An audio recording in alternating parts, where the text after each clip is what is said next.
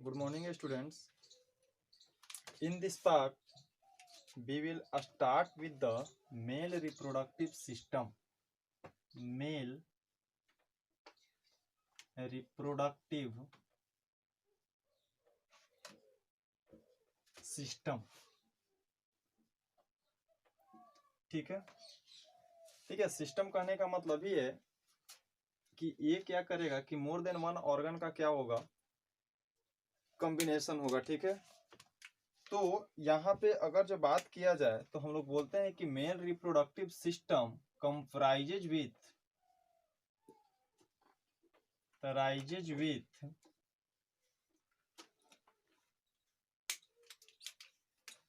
Mainly हम लोग बात करते हैं प्राइमरी सेक्स ऑर्गन का, प्राइमरी सेक्स ऑर्गन और सेकेंडरी या एक्सेसरी सेक्स ऑर्गन। ठीक है, लेकिन इन दोनों के अलावा भी कुछ डक्ट्स, सम डक्ट्स और एक्सटर्नल जेनाइटेलिया,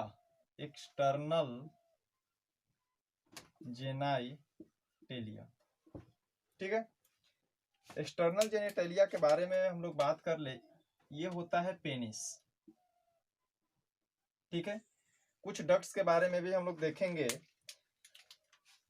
मेनली यहाँ पे बात है प्राइमरी सेक्स ऑर्गन और सेकेंडरी सेक्स ऑर्गन का। बेसिकली इन सारे चीजें सेकेंडरी सेक्स ऑर्गन के अंदर क्या होते हैं, रखे जाते हैं। प्राइमरी सेक्स ऑर्गन का मतलब होता है कि जो इन्वॉल्वमेंट होते हैं सेक्सुअल रिप्रोडक्शन के केसेस में। ठीक है, जैसे कि हम लोग बात करते हैं यहाँ पे गैमिट्स और हॉर्मोन्स का, गैमिट्स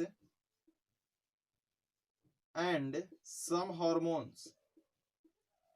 देखिए ये क्या होते हैं कि डायरेक्टली पार्टिसिपेट करते हैं at the time of sexual reproduction, लेकिन कहीं ना कहीं गैमेट के फॉर्मेशन में और हार्मोन के फॉर्मेशन में डिफरेंट टाइप्स ऑफ क्या होगा, ऑर्गन होगा जो क्या करेगा कि गैमेट के फॉर्मेशन के टाइम में इन्वॉल्वमेंट होगा और हार्मोन्स के प्रोडक्शन के लिए क्या होगा, इन्वॉल्वमेंट होगा।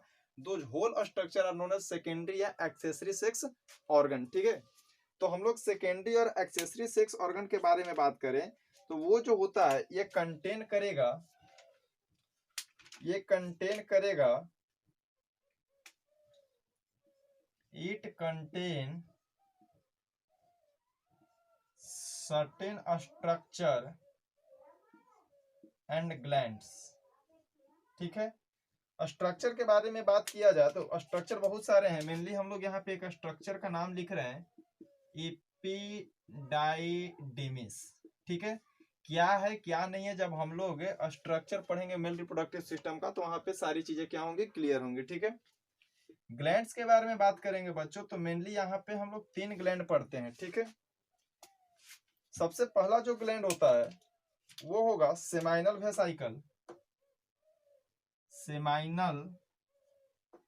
वेसाइकल, दूसरा प्रोस्टेट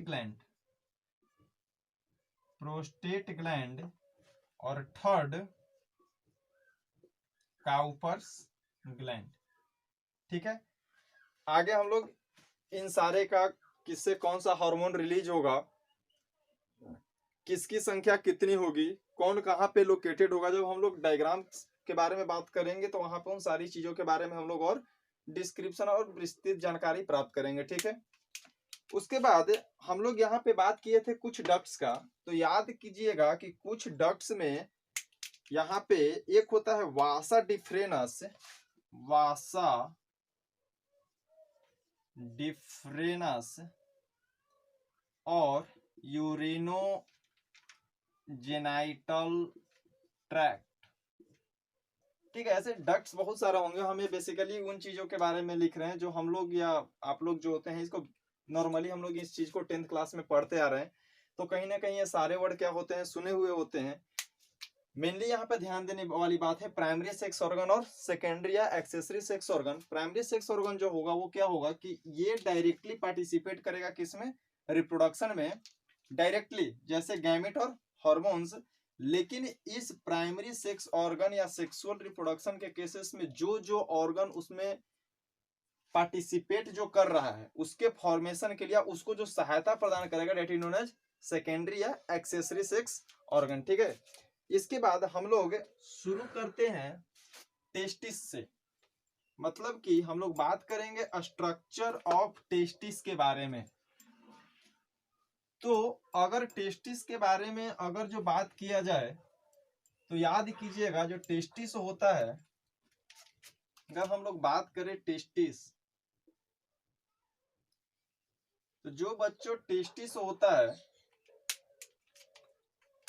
वो होता है small and oval in shape. ठीक है, अगर इसका लेंथ का बात किया जाए तो इसका लेंथ जो होता है वो बोला जाता है 4 to 5 सेंटीमीटर। ठीक है, अगर टेस्टिस का अगर लेंथ की बात किया जाए तो लेंथ कितना होगा, 4 to 5 सेंटीमीटर। उसके बाद ये लोकेटेड होता है, located outside the abdominal cavity, located outside the abdominal cavity, abdominal cavity within a pouch like a structure, pouch like a structure known as scrotum. इसको बच्चों on the basis of NEET, NEET के लिए बहुत important question होता है कि जो ये टेस्टिस होता है, टेस्टिस क्या एब्डोमिनल कैविटी से बाहर है और वो एक पॉच लाइक स्ट्रक्चर में क्या होता है, लोकेटेड होता है, जिसको हम लोग क्या बोलते हैं, स्कॉटम। बेसिकली इसका जो काम है, it helps in maintain the low temperature of the testis. ठीक है, और एक्चुअली जो टेस्टिस जो होता है 2 to 2.5 डिग्री सेल्सियस, ये होता है lower than the body temperature, lower than the normal body temperature. ठीक है, बेसिकली होता क्या है कि जब बॉडी में स्पर्मेटोजेनेसिस, याद कीजिए कि स्पर्मेटोजेनेसिस होता है process of formation of sperm, तो ये जो स्कॉटम है, स्कॉटम अगर होता है तो ये एक्चुअली में मदद करता है, या हम लोग बोल सकते हैं कि नेसेसरी फॉर स्पर्मेटोजेनेसिस। मतलब बच्चों ये कि जो स्पर्मेटोजेनेसिस प्रोसेस होगा, उस स्पर्मेटोजेनेसिस के प्रोसेस के लिए हम लोग के बॉडी के टेम्परेचर से क्या चाहिए, टेम्परेचर कम चाहिए, और वही टेम्परेचर कौन कौन करता है, हमारा स्कॉटम। ठीक है, ये क्या करता है, 2 से 2.5 डिग्री सेल्सियस क्या होता है, लोअर होता है, जिससे क्या होगा, स्पर्मेटोजेनेसिस का प्रोसेस होगा। बेसिकली हम लोग बात करते हैं इसके डायग्राम का कि आखिर इसका शेप कैसा होता है टेस्टिस का। मतलब हम लोग जरा देखें शेप ऑफ टेस्टिस। देखिए सबसे पहले ये हमारा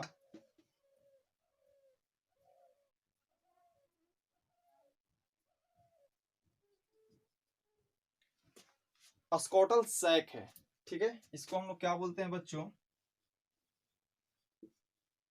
स्कॉटल सैक कैविटी। ठीक है, या इसको हम लोग बोल सकते हैं also known as vaginal Seelam. क्या बोलते हैं बच्चों, वेजिनल सीलम। ठीक है, इसके बाद इसके जो बीच में होता है यहीं पे आपका ओवल टेस्टिस अवेलेबल है। इसको अगर ओवल शेप दिया जाए, मान के लीजिए ये हमारा क्या है, टेस्टिस है, ये आपका टेस्टिस। ठीक है, याद कीजिएगा कि ये जो वेजिनल सीलम है या सैक कैविटी है, ये सैक कैविटी क्या होता है कि एक फ्लूइड से भरा होगा। ठीक है, that fluid is known as, ये क्या होगा बच्चों, एक फ्लूइड से भरा होगा। ठीक है, और इस फ्लूइड को हम लोग क्या बोलते हैं, हाइड्रोसील। मतलब बोल सकते हैं कि vaginal coelom is filled with tissue that is known as hydrocele. मतलब कि ये जो सैक कैविटी जो खाली था, इस सैक कैविटी में ये जो ग्रीन पार्ट है, that green part is known as hydrocele. ठीक है, अब देखिए ये जो टेस्टिस है, टेस्टिस होता क्या है कि इसके दो कवरिंग होते हैं। ठीक है, इसके जस्ट बाहर ध्यान दीजिएगा, तो मैं इसको ब्लू कलर से ड्रॉ कर रहा हूं। ये जो लेयर है बच्चों,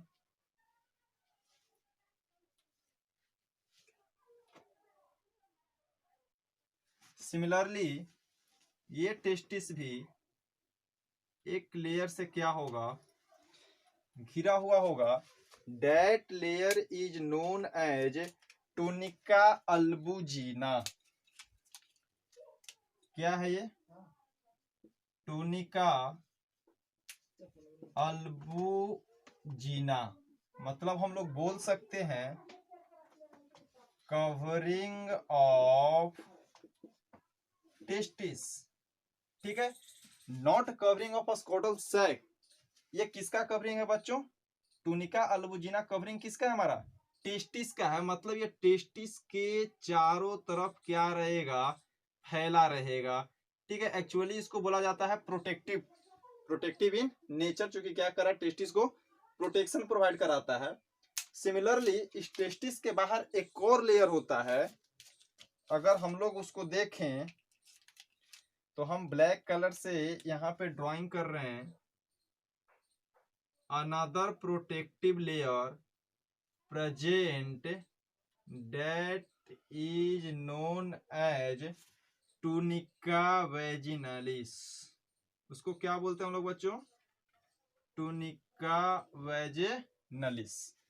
मतलब ये टूनिका वेजिनालिस। ठीक है, एक्चुअली टूनिका अल्बुजिनिया और टूनिका वेजिनालिस के बाद एक और आपको लेयर मिलता है, कहीं कहीं अगर कोई साइड बुक पढ़िएगा तो आपको मिलेगा टूनिका वेस्कुलोरोसा। ठीक है, लेकिन हम लोग उतना बात नहीं कर रहे हैं, ये दो काफी है।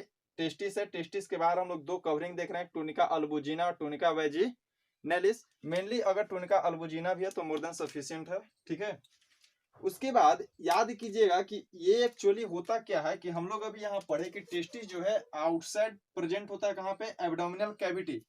तो सपोज कीजिए कि जब ये एब्डोमिनल कैविटी से बाहर है तो कहीं ना कहीं इसको क्या होगा कि एब्डोमिनल कैविटी के साथ अटैच करना होगा, ताकि एक हो एब्डोमिनल कैविटी से क्या रहे, ये जुड़ा हुआ रहे। आखिर जब ये बॉडी से बाहर है तो कहीं ना कहीं इसको बॉडी से तो जुड़ा रहना पड़ेगा ना। उस बॉडी से जोड़ने के लिए यहाँ पर एक स्ट्रक्चर पाया जाता है, और that structure is known as inguinal canal. Inguinal canal. और बच्चों हम लोग बोल सकते हैं कि इट ज्वाइंट्स, मतलब हम लोग बोल सकते हैं कि it joints seminal, it joins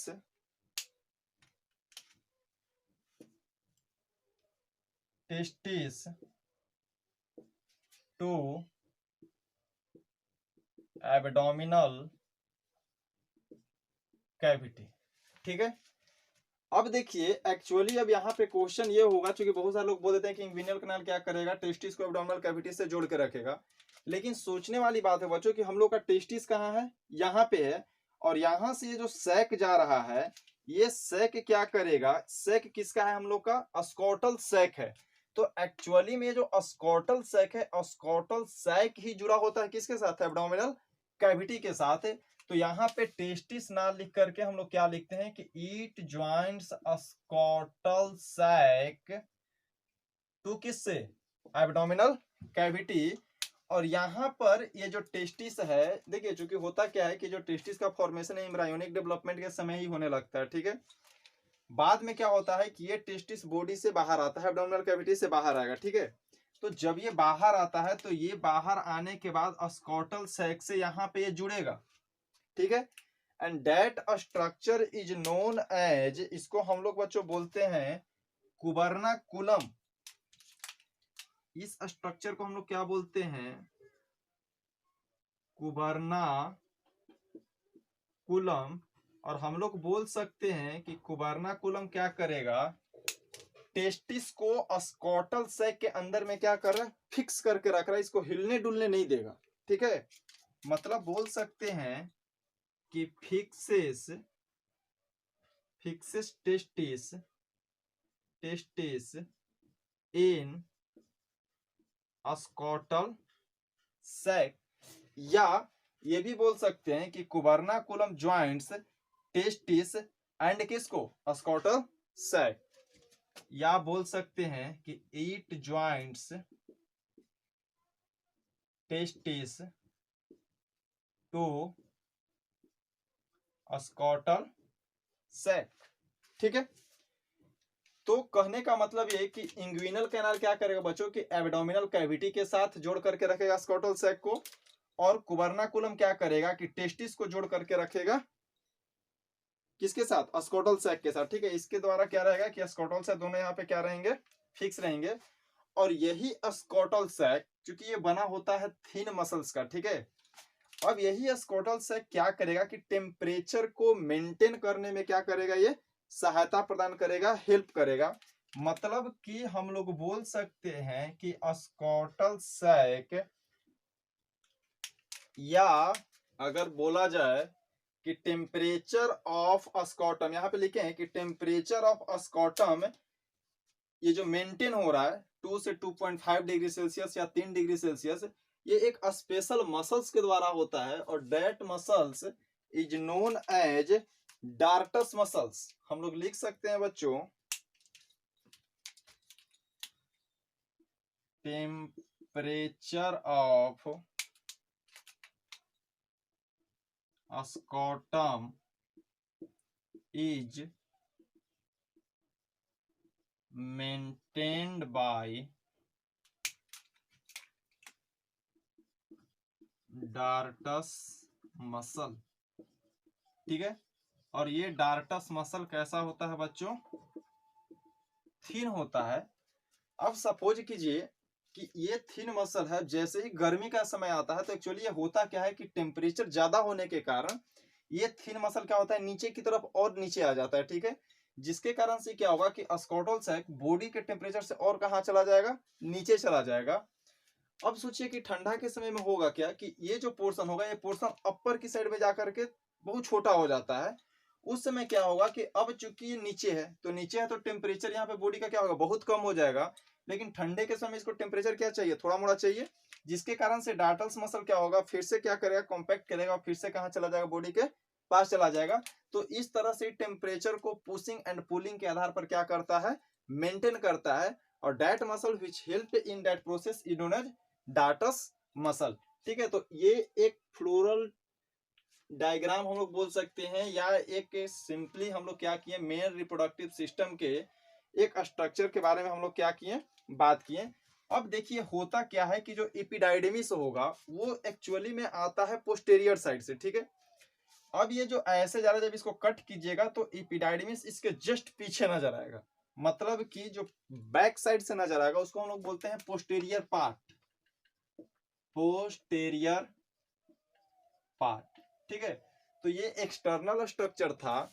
अगले बार में हम क्या करेंगे, या in the next part of YouTube video we will see the detail structure of किसका, टेस्टिस। ठीक है, थैंक यू।